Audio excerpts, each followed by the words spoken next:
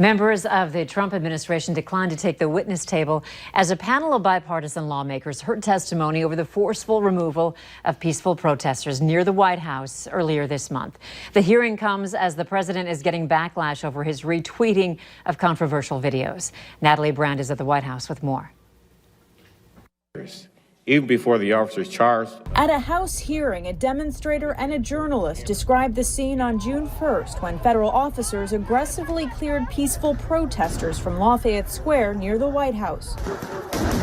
They were pushing and running towards us with their shields, and people started to panic. A world of confusion ensued. I could not really understand what was going on.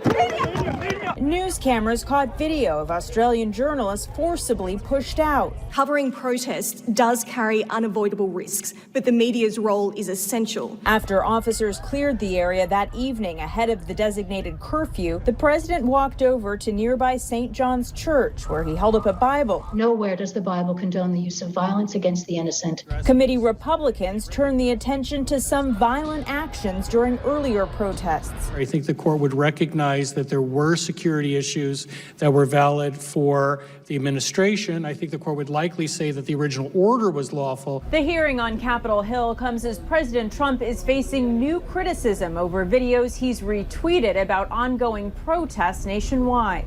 Monday, the president retweeted news footage of a St. Louis, Missouri couple pointing a weapon at peaceful protesters marching by.